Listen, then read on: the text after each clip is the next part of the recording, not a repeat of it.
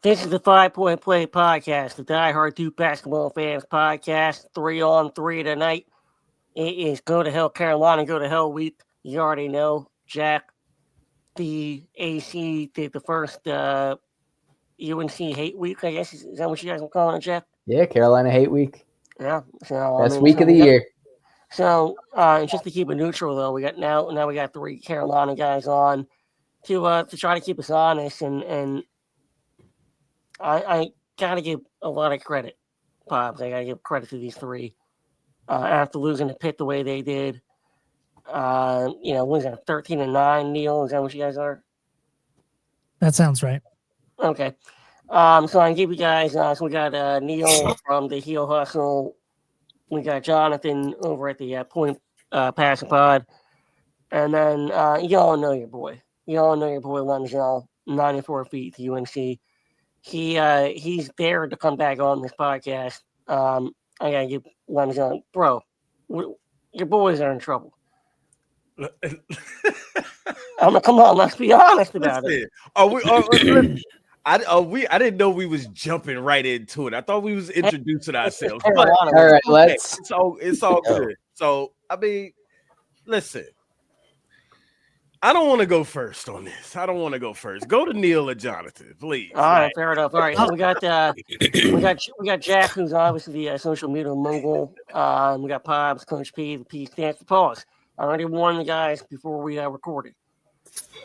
Check it. So, Neil, I'll start with you. Obviously, this is not Carolina's finest season so far, but when Duke and Carolina play, you throw the records out, and you throw out all the statistics out, and you throw out the matchups, everything like that, because as you saw last year, Cormac Ryan comes out there and nails 4 or 5 threes in the first 15 minutes. So, coming into this game, honestly, you guys are not playing your best.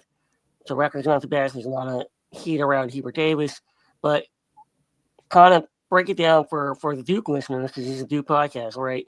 Where you guys are coming in and how you guys feel. Well, first off, I want to say thanks for allowing me to come on and share my fandom with the rest of you guys. So I just want to acknowledge that. So thanks, guys, for having me. I'm excited about the game this week, and I'll tell you why. I think Ian Jackson is going to have his best game of the season. And I think we're seeing glimpses of that. And so I think we could, as a Carolina fan and Carolina fan base, expect maybe a Cormac Ryan experience, but now switch it to Ian Jackson.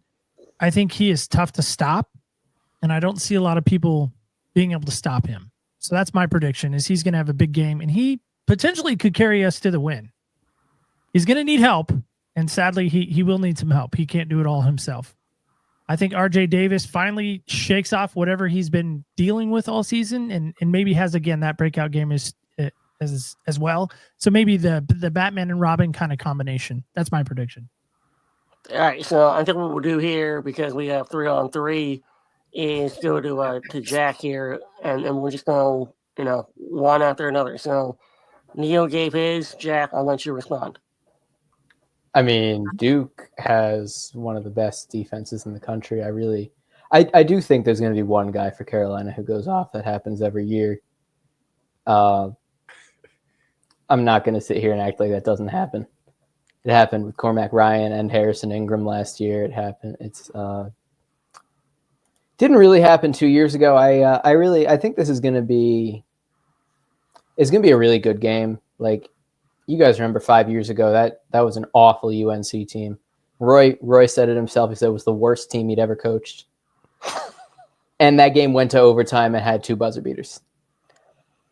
Like, the really bad Duke team, when Kay took leave because of his back, that team had a double OT game where Capel hit a half-court shot to send it to overtime. It's going to be a close one, I think. I think Duke comes out on top. I honestly just think the defense, like, you saw it, didn't really see it against NC State, but you saw it against Wake Forest last week. Like, Duke just absolutely smothered them for super long segments. And I'm waiting for Pablo to unmute. And I really just think Duke's capable of doing that. They have elite perimeter defense. They have Cooper Flagg, who is his own thing, and they have come on down low just in case. Yeah, you get by Proctor, Sion James, and Cooper Flagg. All right, Jonathan, your initial takes. Yeah, I mean, I think as a Carolina fan, this is an absolute nightmare matchup against this Duke team. It's one of the worst matchups, I think, in this game that we've had in a long time. And part of that is things that you were talking about, Jack, in terms of the defense that Duke brings in. But part of it is just the size and length of Duke's roster compared to UNC. And that's been a talking point all year, of course, that Carolina is small across the board, not just in the front court, but positionally across the board, short guards, and that really causes us problems. Thank you, Pablo. Short guards?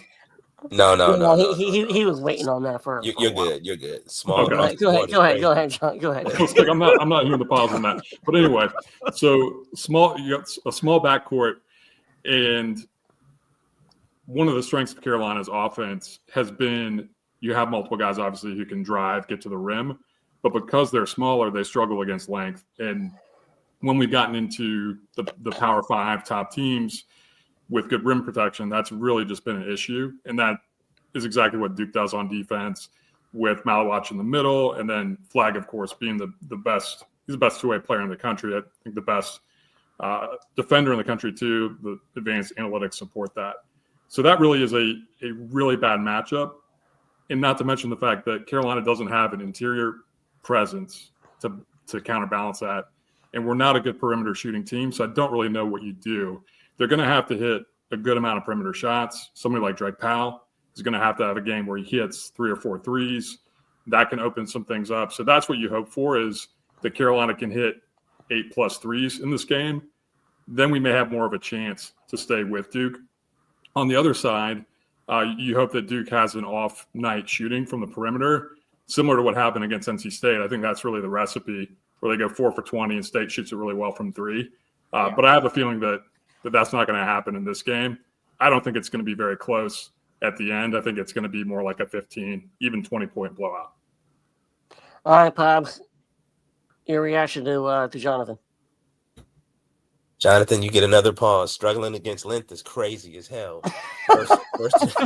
First of all, but you'll lose so much basketball terminology with Pablo.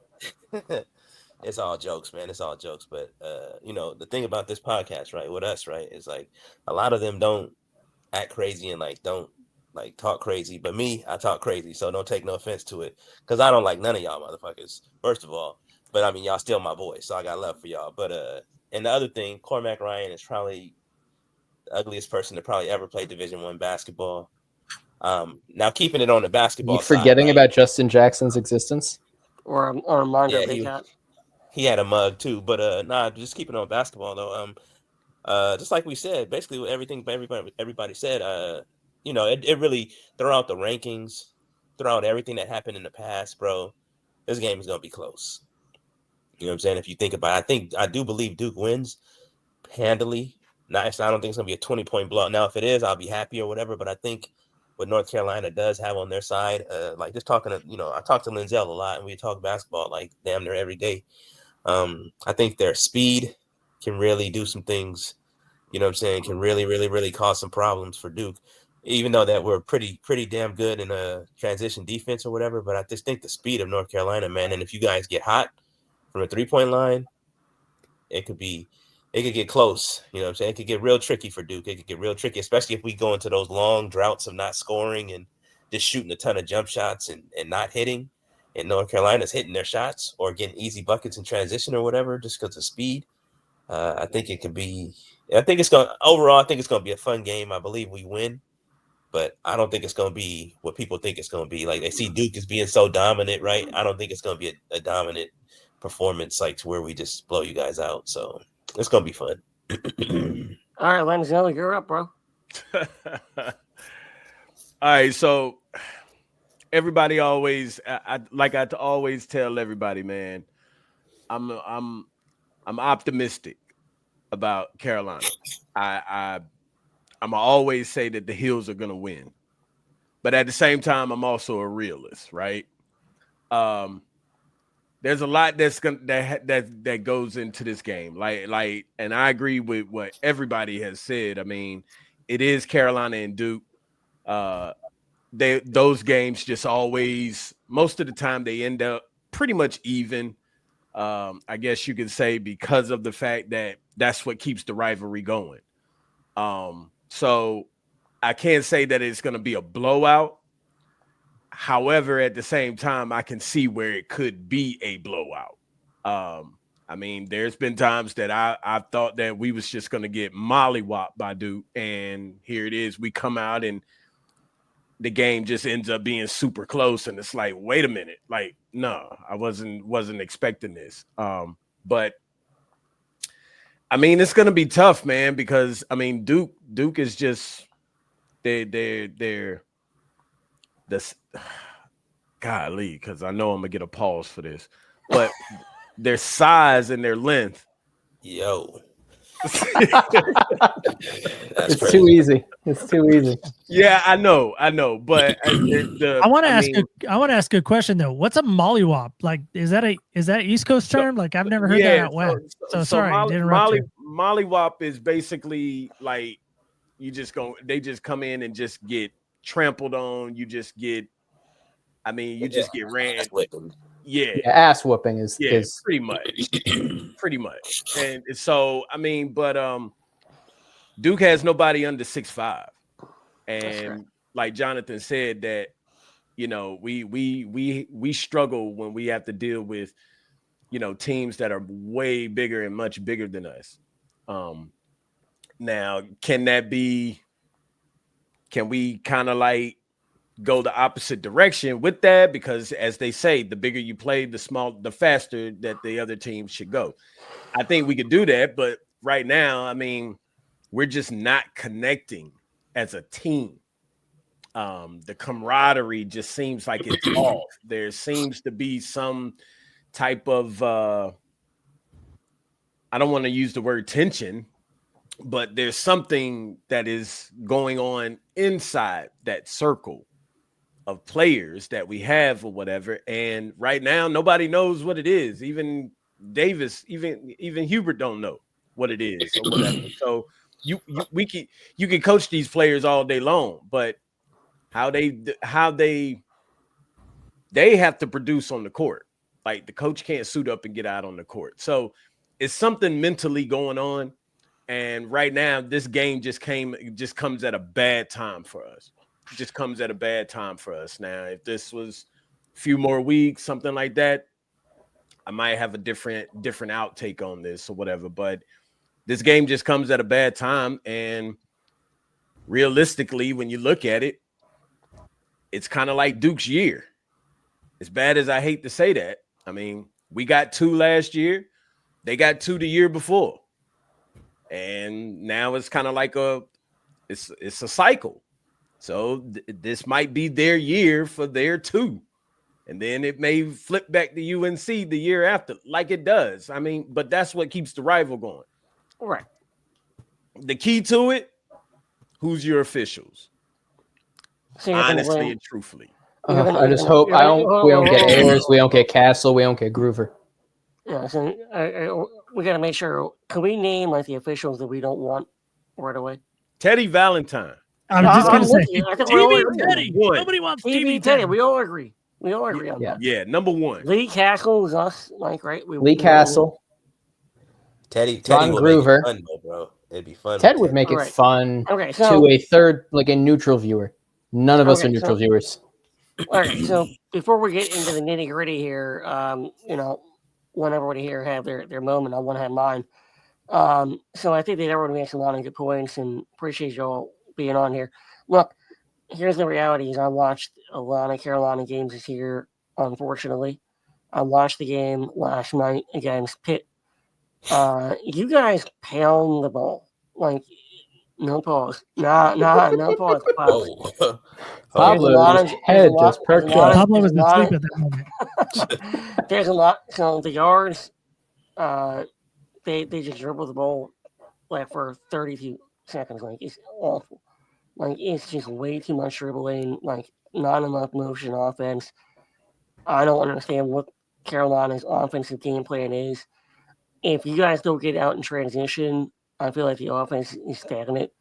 And the problem is that you guys are not a big team in terms of, having, the traditional Carolina big man and a four as well. And so you guys don't get that Carolina transition. You guys don't get the normal offensive rebounds that you normally do. I feel like that spells a recipe for disaster against this current Duke team. And so when I look at it, just, watching both teams, put the rivalry aside, this game should be a 20-point game. But then you add the rivalry into it, and it's a coin flip because Neil, like, anybody could get hot, right? You brought up Ian Jackson, right? So Ian Jackson wouldn't have been the guy that I would have brought up because I think everybody expects Ian Jackson to play well. So is there another player though? Like, to me, here's the one thing. So I got a good buddy of mine that is a UNC booster, and they were pissed when Seth Trimble went to the bench because I even said to him that he's the best player on UNC before Ian Jackson got going. And now all of a sudden Ian Jackson or Seth Trimble's back in the starting lineup. So what I want to know is, from your perspective, who's going to step up? Because I think Ian Jackson's going to have a good game. Who else other than that, can step up and have that big game? Well, as I mentioned, I really think RJ has that chance. I think RJ is going to get into the bus and he's going to realize this is his last moment in Cameron. And I think he's going to go out and play with that urgency again that we haven't seen all season. And I think finally we get to see Superman from last year, and maybe he takes over. Maybe he comes back to that distribution, that player of the year candidate that he was and is and can be. And I think maybe this is the get right game. I know that sounds so far-fetched to think about it on that level because Duke is playing very well. But again, maybe this is the game that RJ again goes hand in hand with Ian. He feeds off of that and he has a breakout game. And we look back on this and go, who saw that coming? I did. Yeah. Other than Neil. So I guess my counter to that, Jack, would be that when I look at RJ Davis, it looks like to me that he's just trying to get his. And he's trying to climb up. Like, Carolina posted this on their social media during the game against Pitt that RJ Davis passed Christian Laettner for 7th all time on these. It only took him an extra 12 more games. Whatever. But my point is that I feel like a lot of Carolina fans. Neil, this is Duke Podcast. Neil, I know. It's all right. I like RJ Davis. If you guys listen, RJ Davis is one of my favorite UNC players ever. I really wanted him at Duke. I really like his game. I just want to make that clear. I can't think of a Duke player I like, just for the record. Like, I'm scouring my brain right now trying to find him. No, that's fair. Hey, for what it's worth, my favorite player in UNC history, Rashad McCants. We know, Jack. We know it.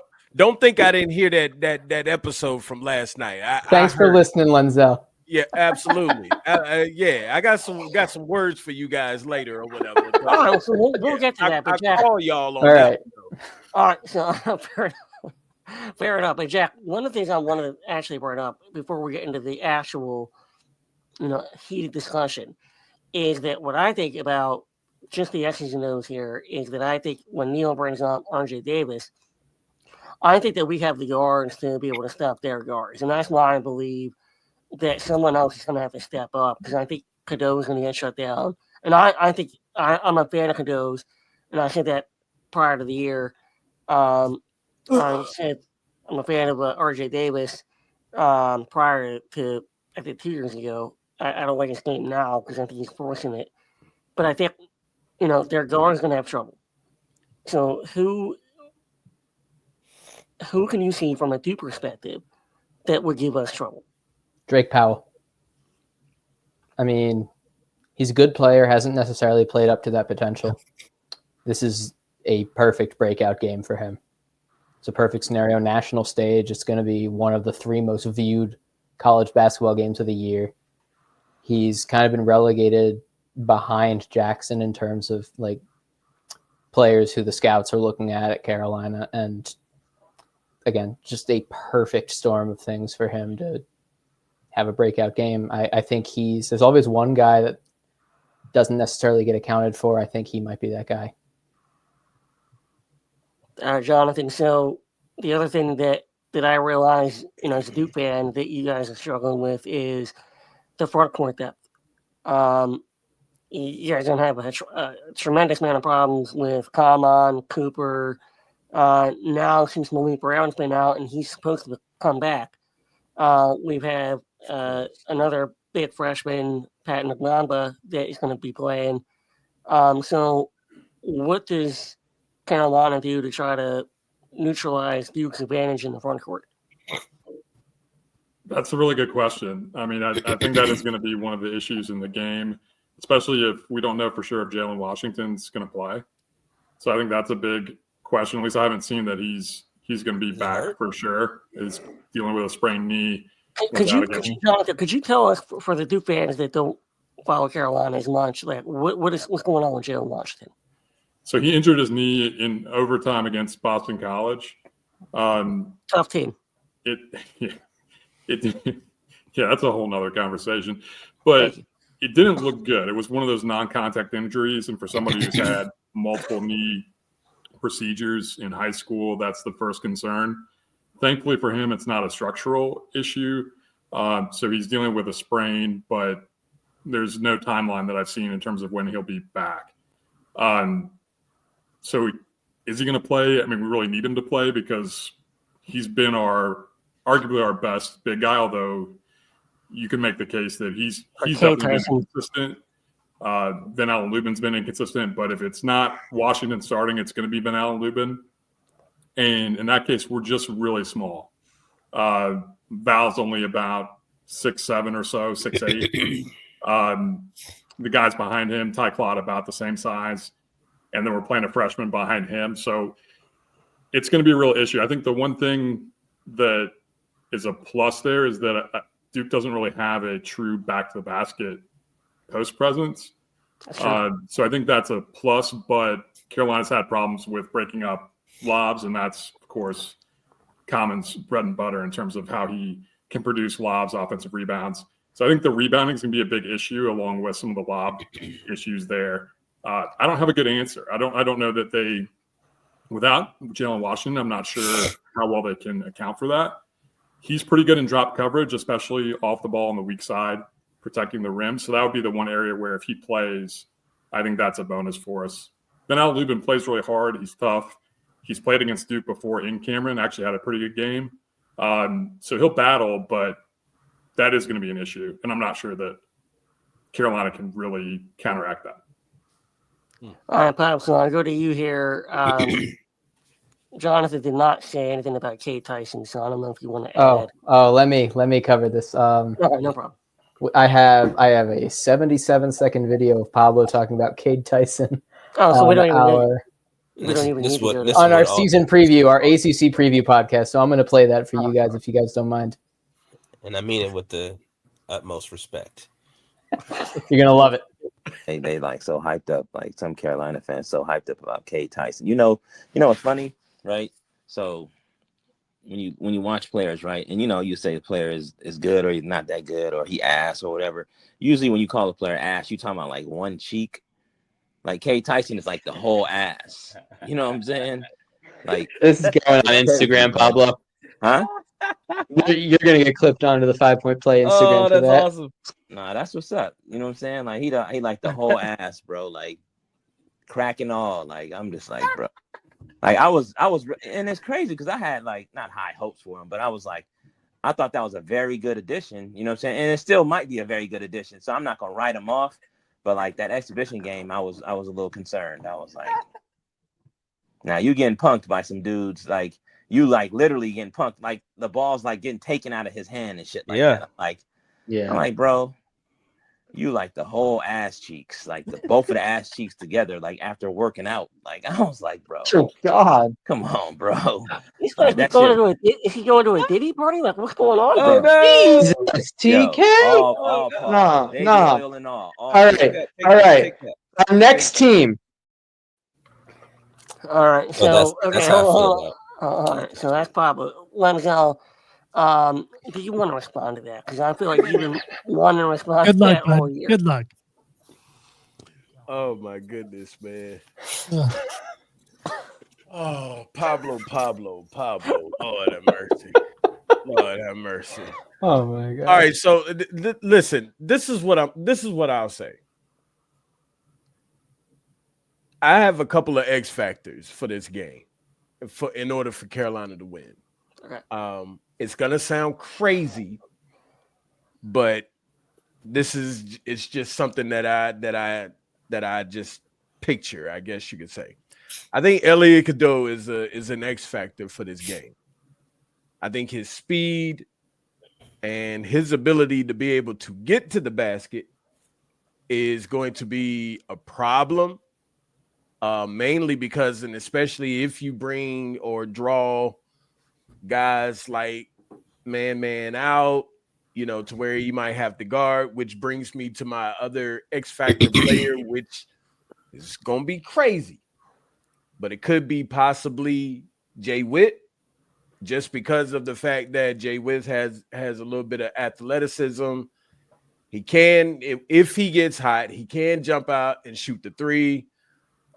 If Jay Wash is not playing, then Jay Witt is going to get a lot more playing time, to where that's going to bring man out, because he's going to have to guard him if he's hitting the three, which is going to give the lane open for Elliott to be able to drive to the basket and things like that. So I think though it's a possibility, and I'm just throwing that in the air. I don't know that for sure. Like I said, this game just came at the wrong time for us. We just haven't been doing well. As far as Cade Tyson, listen, you win some, you lose some, but you live to fight another day. That's just the way that it is. That's a vote of confidence, myself. Yeah, I mean, I'm just saying, like, I listen, like I said, I'm a realist as well. And I've been doing nothing but praising this team all summer, even during the season, even up to this point. I'm still praising this team. I still think that this team is a good team. The problem is the communication and the camaraderie on the floor. That's just what it is. I told Pablo earlier today, because he asked me if I still think that UNC will make the tournament. Yes, I do think that they are still going to sneak in and make the tournament, mainly but it also depends on what they do the rest of the season. But if you sit back and you look at these games that we've played, the hardest schedule in college basketball, losing to Kansas by 3, losing to Michigan State by 3, losing to Florida by I can't even remember how many points. You're losing to Stanford by 1, losing to Wake by 1. You lost to Pitt by 8 or whatever. The problem is they don't finish. That is one of the biggest issues with Carolina. That doesn't say that they're a bad team. It's just the fact that they just don't finish, period. You mean like around the rim? No, at the end of half. They don't close out, is what he's saying. They don't close out. They just don't. That's just what it is. And until they can figure that out, they're going to struggle. Period. I'm just being honest about it. Like, and with Duke's height and all of that and stuff, man, it's just gonna be a tough game. Like, do I think we got a possibility and a chance to win? Yes, I do. But at the same time, like, we have to play more than perfect, for this game. And once again, this game just came at a bad time. Like it just came at a bad time. And I mean, it is what it is. It is what it is. All right, go ahead, Pops. Yeah, no, I feel you, Linzel. As far as like not switching the topic, but just talking about it. You know what I'm saying? Just talk about like the tournament and shit. I think if you guys, so if you took the committee, right, and you kidnapped them, you took them to Afghanistan and held them at gunpoint, I think that they'll let you guys in. Other than that, you guys might not make the tournament, bro. You know what I'm saying? But I think they that's could neither be a here nor solid. there. They'd be Though, a you know what I'm sneaky saying? good Like, 12. No, Thank you, Jack. no, Thank you, Jack. No, I mean, they might get in. They Jack's might get being in. nice. But like we No. talked about, I think they could be a I 12. want you I guys think to right make the now. Not tournament. I true. want you guys in there. You know what I'm saying? I want you guys to make the tournament. I definitely think that there is a possibility, especially when you talk about strength of schedule, non-conference schedule, and all that stuff. It's gonna be all good, man. But yeah, North Carolina, man, I just don't know, man. Like, I don't know what the issue is over there or whatever, because you guys got a good roster. It's just that like pause, you know what I'm saying? Size wise, you know what I'm saying? I think Duke probably will overwhelm you guys, you know what I'm saying? Like, I think it's gonna be a little different. But when you guys were talking about like who's the second player who I think could cause Duke some problems, I think really the only ones who could cause Duke some like real problems, you know, I think they know how to handle RJ, right?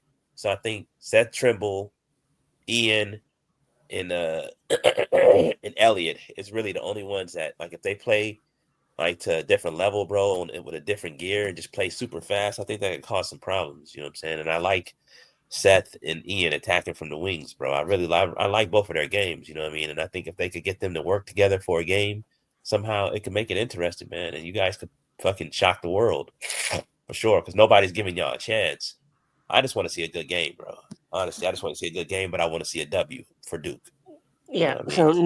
Neil, TK, I'm Neil- sorry to cut you Sure. off. I have a question for our UNC guests.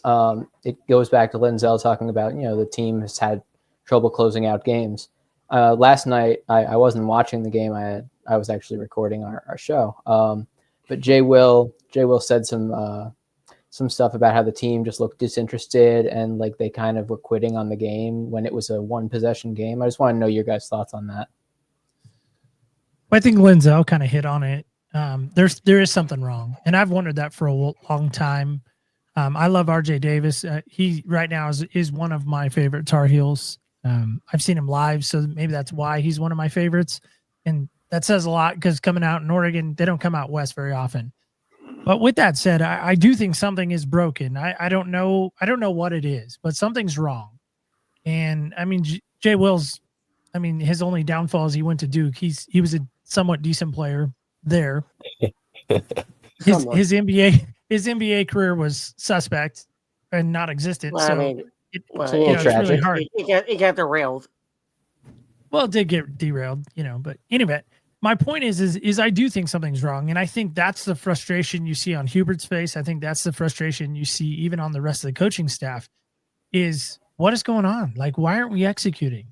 Why aren't we doing the things that we've worked on? And it seemed like last night they did quit on defense quite a bit. And again, going back to Linzel's point, I think they're just not finishing. So that's my thought. So, Jonathan, I'll bring it to you here because one of the post-game comments after last night's game is that Hubert was saying that the players are not running what the coaches are asking. So, one of the things that I take from that is that not only is the locker room lost, and maybe they love Hubert as a person, but do they love him as a coach? And so I'm just trying to figure out, where it stands going forward. I mean, obviously this season, but like as a program, do UNC? Because I have a close friend that's a booster to UNC. They're not high on Hubert. Where do you stand? So for me, I mean, it's so tough because it has been so up and down. But where I stand on it is definitely giving him one more year. And next year, if this season continues in the direction it's going, which I think they're not going to make the tournament, if they continue the way they're going, they're not going to make the tournament. Yeah. So then he should firmly be on the hot seat for next year. And depending on how that goes, then you make a decision.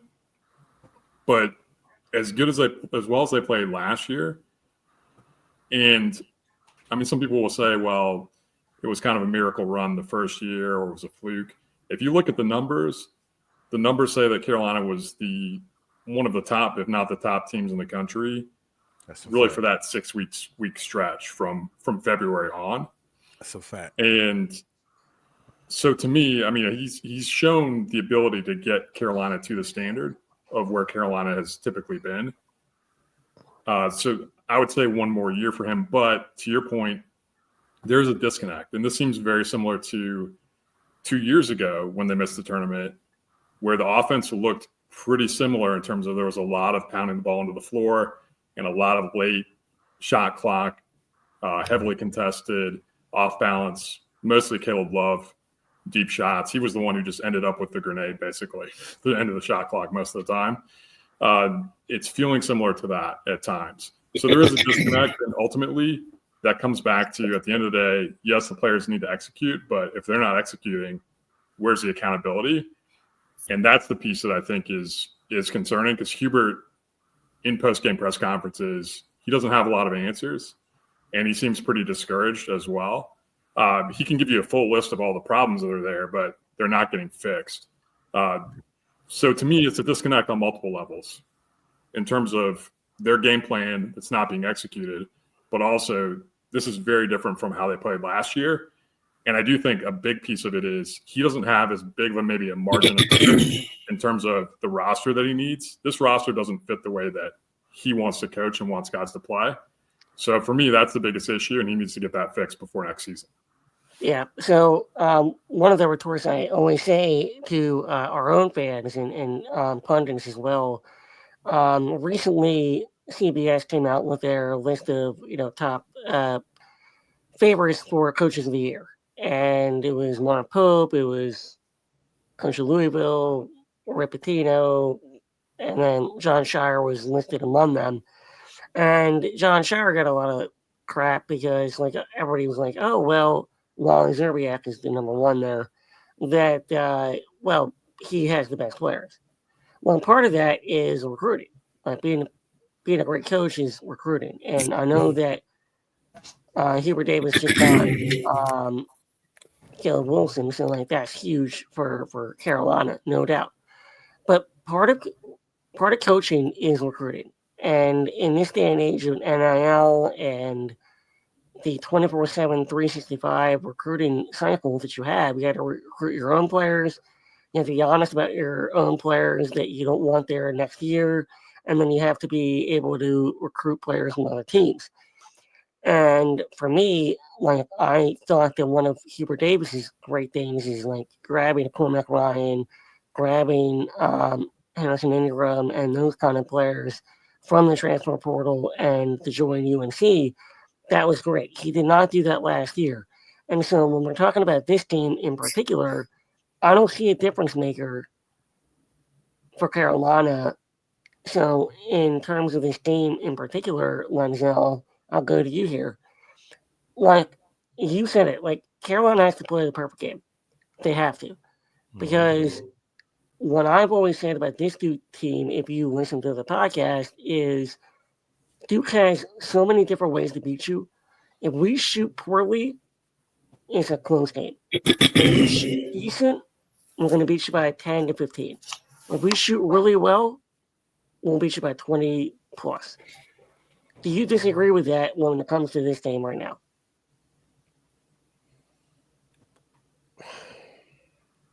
Unmute.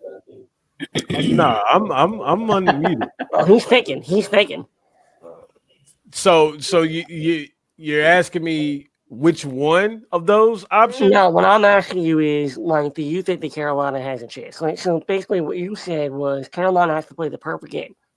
And I agree with you. But also Duke has to play a mid game. So the reason I asked the question to you is because what I've said all year is that if Duke plays or shoots poorly, it's a close game. If Duke shoots decent, we win by 10 to 15. And if we shoot great, you name the number. So I think that, again, and I'll say this again. Number one, who's your referees. That plays a part in this, right? It does. It does. Come on. It does, but come on, man. No, Just I'm not. I say that for a reason, and I'm not saying that to deviate from the question. I'm not saying that to deviate from the question. Sounds like it. No, that's not what it is. I think it does depend on who your referees are, but at the same time, I think that if you all, we know, and I've listened to a lot of you all shows. If y'all don't score in the 80s or whatever, as far as 80 points or whatever, 9 times out of 10, well, y'all not winning that game. And D has said that several times. That's D's philosophy. So That D's is true. But it's not a bad philosophy. It's not a bad philosophy. What he actually said is, if we score in the 80s, we don't lose. It doesn't mean that if we. It doesn't mean though if we don't score in the 80s that we don't win. No, I agree with that. But at the same time, you're also talking about a UNC team that can actually get up in points as well. Like that can really put points on the board. Like let's not get it twisted. And we've done it, and we've seen competition. So like we've seen strong, heavy competition, just like you all have or whatever throughout the non-conference schedule. So offense is not really our issue like that because we can't put up points on the board. So that's the reason why I say, yeah, we got to have a perfect game. But at the same time, let's be clear. We can put points up on the board. But at the same time, it's more so like trying to figure out the defense and, the little mishaps that we keep missing out on, closing out halves, closing out the rest of the game. Staying out of foul trouble. But at the same time, Duke got to stay out of foul trouble as well. And we all know that the referees, and this is why I said something about the referees, because we know that if you go back and you just watch some of these games, sometimes the referees will cause a certain number of fouls on a certain player to so that they can kind of remove them and limit their time on the court, just to make the game more even on both sides of the court. Like we've seen that. Like we're not blind to that, right? So I say that let me ask you a question real quick, Denzel. Go ahead. Denzel. Let me ask you a question real quick. You are you into politics or no? No. Okay. Did you see the confirmation hearing for Pete Hesketh? Who? Secretary of Defense. I was saying no. Defense. I bring that point up. That'd be a negative, I think. Yeah. Okay. Yeah, I bring that point up because when he was asked certain questions, that motherfucker went around them shits more than anybody. That's what you're doing right now. I'm not going around the question. I just answered the question. I'm just asking. But I just said, did I not answer the question? No, I don't. To be honest with you, Lenzo, I can't remember what the question was, and I'm the one you that asked him. I asked. Three different scenarios on if Duke shoots good, bad, or mediocre, or whatever. What the score? I said you said if Duke plays well, y'all win. If you somewhat score, then right, exactly, or whatever. And then you threw it on me and said, "Oh well, if y'all have to play a perfect game in order to win." Shut up! Listen.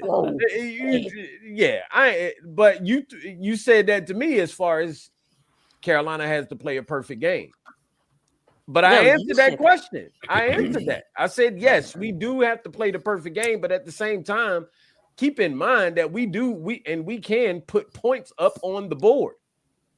Like that's not something that I'm just pulling out of my rear end.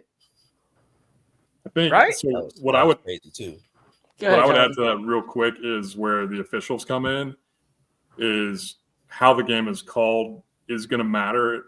Carolina needs it to be a tighter called game because they need to get to the free throw line.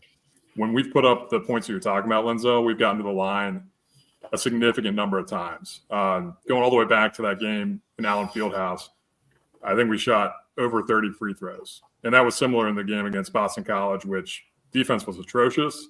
Right. You give up 90-plus points or whatever. but they scored 100 in part because they got to the line again 30 plus times. So I think that is a factor in terms of how it's called. I feel like over the years, I could be wrong on this, but I feel like typically in this game, the officials tend to let them play. Yeah. Which would be my preference for a better game flow. So that is something, I mean, I agree with you on that. I think it does matter in terms of the flow of the game, but also for Carolina, they're going to need to initiate contact and get to the free throw line. And that's pretty much what I was saying. I just might have said it a little bit different. Yeah. Like that was my whole point. Like it does matter when it comes to who's officiating the game. That does matter. No doubt. Like whether we want to slice it, whether we want to admit that or not, but that does matter. That's all. Agreed. All right, so I'm gonna give Pablo the last word because he's gonna roll here. So Pabs, give your last word here, and then we'll continue. No, I think you did a good job of explaining that, Pete. I mean, Linzel, you did a great job. But I'm messing with you, man. Nah, I mean, I don't know, man. I don't know about the referee thing, man. I think that's kind of like almost defaulting or building in an excuse. But I do get it. I do understand what y'all saying. You know what I mean? Because I think the free throws will definitely be it might play a factor into what happens, and it might not. It just all depends, man. But hopefully, can I say one overall, thing? Can I say one thing, Bob? I don't mean to cut you bro. off. Let me just Go say ahead, one thing. When I watched that game last night, I watched the first half of it. You know why? Because I wanted to see what we was gonna do in the first half, but also because I saw who was also officiating. Yeah, and because of that, I did not watch the rest of the game because I knew how it was gonna go. Who was it? I've said this Teddy a long time Teddy ago. Valentine. Teddy Valentine last night. I saw it and I've said this in Discord, and Jonathan know what I'm talking about. But I've said this in Discords a long time ago. If Teddy Valentine is refereeing a UNC game, you can count it as a loss. Can I tell you this right now? So I was at the 2010 national championship, and when they announced the referees for the game, and they said Teddy Valentine, the entire Duke session goes, "Oh well, we are fucked." So that's kind of like how every fan base feels about Teddy Valentine. So that literally is what it is. Okay. Listen, I'm just I have to say we won a lot of games with him calling games last year. Right. So I can't blame Teddy D. I want to, and believe me, I do it myself. But Pablo, I'll give you the last word because I know you got to drop. Yeah. Yeah. No, I think. And then Neil also has to drop, so we'll have him have some words too. If you guys, like I said, if you guys play fast, if you guys attack the rim, I think, and if they're calling it what I'm saying, really ticky-tack fouls, I think you guys can take advantage of that. But other than that, man, I just don't see a pathway to you guys winning. If you guys, but what's a problem, bro? I didn't even know that thing about Hubert. He said that they're not running the plays that he's calling. Correct. You've completely lost your team at that point. You know what I'm saying? It's Correct. What are we doing here? You know what I mean? Because if I'm telling you to do something and you're doing the complete opposite thing and you just want to do what you want to do, you ain't gonna play. You know what I'm saying? I'm just not gonna play you, and I might just fucking kick you off the team. But that's neither here nor there. So I'm just hoping. Pop, before you leave, give me a prediction. Shit. Good night, Pablo. So and it's funny because for the guys that I don't normally be on here with, I don't I never give a score. You know what I'm saying? I'm more of a just fucking win type dude, but for this one I'll give you guys a score and a little bit more. I think this game is gonna get ugly, so I'm gonna say let's go with 85-71 Duke. 85-71. I mean, I think it's gonna be a good one. I'm hoping for a good game. You know what I'm saying? And other than that, good luck to you guys, man. It's been fun talking to you guys, but this medicine is really kicking in. Feel better, Pablo. I was under the weather, so we thank him for being here. 85-71, you heard it there. Neil, I know you got a roll as well. So yeah, I appreciate this, guys. Give you guys I'll give Neil the next couple minutes. Well, I'll say this. This is from Dean Smith. He's contributed to saying this. He says, good teams become great when the members trust each other enough to surrender their me for their we. And I think that's what Carolina has to do. Simple as that. They got to surrender the me to go after the we. And I think if we do that, I think we're going to be successful. I'm going to make a prediction. Here's my score prediction. I'm going to say Carolina 72, Duke 68. It'll be close. Ooh. Wow. That's crazy. Holding us to 68. That is fantastic. I'm probably That's high out wishful here thinking. in Oregon, but there it is. No, that's all right, man. Little This wishful has been thinking. a pleasure. maybe, I but love it. I loved it. Thank you so much for coming on. To get to know Yeah, all you appreciate it, heard. Thanks so much for having me. I really appreciate you guys. Yep, Of thank you, course. Neil. Hey, Appreciate it, Neil, brother. before you sign off, okay, I was going to ask where we can find him online. So now we have to. I got y'all though. I'll let Thank you, y'all. Lenzel. So what we got here is Dean Smith's 4 quarters. So we got Jonathan, we got PK, we got Jack, and we got your boy Lenzel. And so we'll close out this one. And so what we'll try to do here is really each one of us, I hope, can give just break down this game and see, in your opinion, how it goes, and give a prediction. I think that's how we do this thing. Jonathan, I'll give you the first word. Up there in Montana, right? I know you're not in Montana, but you got the Montana shirt on. He's in Virginia.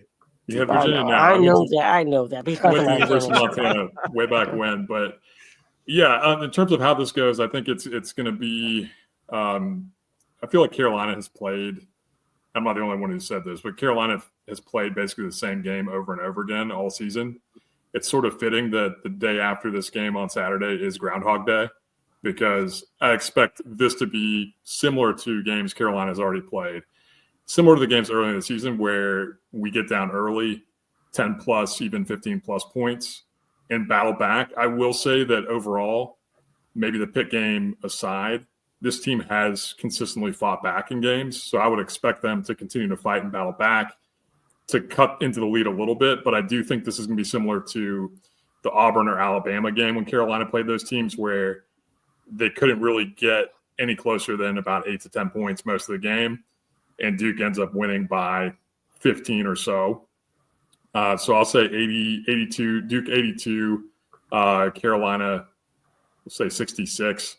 I do think that Duke's defense just is too much for Carolina. There's not enough outside shooting, not enough answers otherwise. And Con Knippel and other guys hit enough threes to separate. And Cooper Flagg, best player on the floor. All right, Jack. I know that you already did the podcast last night, but I'll let you have the next word. All right. I don't think we actually did like concrete predictions. We just kind of talked about what to expect. Let's see. I mean, I think it's going to be a fun game. I think it's going to be a closer game than everyone except Neil has said. I think Duke, I say 83, and I think Carolina's going to go 76, probably around there. Again, I think Drake Powell's that wild card for UNC more than anything. Also, again, it fully depends on if Washington plays, how the center matchup goes. But again, I'm just excited for a good game. Like the one year I didn't go in expecting a good game was the one year we got probably probably the best game since the game I was born during, which if you've listened to past podcasts, you'll know that's the anniversary that's coming up pretty soon. But I'm going in expecting a good game because you have to throw everything out. It's Duke Carolina. It's going to be fun. Cooper, I think Cooper is going to have a good game. That's really the big thing for Duke. Cooper having a good game, and seeing how many threes Con can make, because he's been a little bit inconsistent over the last few. He'll hit 5, he'll hit 1, he'll hit 0, but we'll see. Yeah. All right, Lenzel, Carolina, talk to him. So again, I think Elliot Cadeau is going to be an X factor. I think Jalen Withers is going to be an X factor. I'm with Jonathan. There's just not enough scoring honestly, on our side of the ball, basically. Like, and I think with Duke's height and their size and everything, it's just going to be a major factor for UNC. However, at the same time, I think that the games that we've played throughout the non-conference in our non-conference schedule have maybe has some sort of, I don't know, whatever you want to call it or whatever, but that I think we kind of fall back on that. I think that has helped the team get a little bit tougher, but at the same time, the team is still just missing a lot, period. I mean, mentally and connection wise between amongst each other. So prediction, golly, as bad as I hate to say this, I'm gonna go Duke 86, UNC 73. Damn, As bad as I hate to say that. As bad as I hate to say that. And I've never said anything like that. But at the same time, like I tell everybody, I'm a realist too. Now, that don't mean that the game might not be close. You're going to put that on your podcast, though. Huh? You're going to put this on your Instagram. You're going to put this on your Twitter. I ain't got no problem doing that. I have no problem doing that. Like I mean, I tell it like it is. And that's only because of I have to base it off of the eye test from what I've seen throughout the season. Like I can't sit up here. I'm not gonna be delusional, bro. Like I'm not one of them type of people. Like I got to keep it real. And that's just what I see. Now this would be a different story if we had big men and and all of that and stuff. But that's neither here nor there because it's not going to happen this year. It's not going to happen this year. We're not going to pick up anybody or whatever and say, hey, come play on the team for us to finish out the rest of the season. So, I mean, it is what it is. It is what it is, and I mean, whatever. That's fair. All right. Well. Appreciate Jonathan. We appreciate Lenzel. Appreciate Neil coming on. Obviously, Pops was here. My main man, Jack. It's time for your boy TK to close this one out. I think that at the end of the day, it is a Duke Carolina game. So you just never know what's going to happen. But the matchups right now are clearly in favor of Duke. No matter who the referees are, whether it's Teddy Bowgame, whether it's Newcastle, whoever, it doesn't make any difference. Duke will prevail in this game, and I'll tell you the reason why is that Cooper Flagg was in the building when Duke lost the game at home when Cormac Ryan went off, and he never forgot it. He said the team was soft at that point, and he's not going to let the team be soft. That's just not going to happen. Fair enough. This team is coming out guns and blazing. If Carolina doesn't hit every one of their threes immediately, this game's over. Like, if they hit them immediately, then it's a game. Kind of like NC State, kind of like Notre Dame, then it's a game. And I can't predict that, but I'm going to say this, that Duke's winning this game no matter what. I'm going to go 83-73. That's my prediction. I'm not sure what the spread's going to be. Whatever. Doesn't matter. Go Duke. Hey, Jonathan, appreciate you, bro, coming on. Lenzel, as always, man. Appreciate you coming on. We appreciate Neil. We appreciate Jack. Pops, of course, Coach P. Let's go, Duke. Jack, close us out. Thank you, guys. Before I close everything out, where can we find you guys, Jonathan and Lenzel? Yeah, thanks again for having me on. It's a lot of fun, even though it was agonizing to talk about predictions. Probably not going our way, but we're on Twitter at Point Passer Pod. It's the Point to the Passer podcast. We're also on Apple, Spotify, and on YouTube. We're hoping to have an episode coming out before the game too. But yeah, thanks again. It was a lot of fun talking shop with you guys. Of course. So of course everybody already knows me, man. I mean, I'm no stranger here, and these guys are no strangers over on my show. Actually, I haven't had the two of you yet. Not But yet. Soon. that's gonna change. That's gonna change soon. And just to let everybody know that we are gonna do this again for round 2, regardless of the results and everything. We are gonna do this round 2, and the next time it's gonna be over on the 94 feet of UNC platform. So We're going on the road. yeah, it's gonna be a lot more people. Let's put it like that. Hey, Like, we're gonna have some backup too. So No, and that's cool. That's cool. I ain't gonna put too much out there because we'll discuss everything, off air and behind the scenes and stuff like that or whatever. But yeah, man, you can follow me on Twitter. You can follow me on Instagram at 94 feet of UNC. You can subscribe to my YouTube channel at 94 feet of UNC. I appreciate all the love and support, even if you're not a UNC fan. I mean, just get over there, man. I've had some amazing interviews with everybody, man, with a lot of alumni players. Jonathan's been on the show for sure a few times. Danny Green, and just some legends, man, just some UNC legends or whatever. So yeah. Yeah, see. Listen,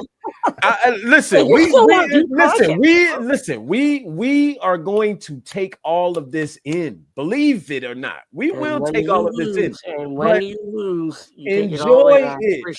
All I'm gonna say is enjoy it, because listen, we enjoyed it last year twice. Yeah, and we enjoyed it the year before that. Yeah. And guess what? Guess what? You know what's going to happen on Saturday. You already said it. Listen, so let's go. TK, you know I'm a realist. I'm a realist. Oh, as far as Neil, like I said, man, Neil is he's one of the newest members of the UNC podcast family out there on the West Coast with his podcast. You can find him on Instagram at Heel Hustle, and you can find him on Twitter at Heel Hustle UNC.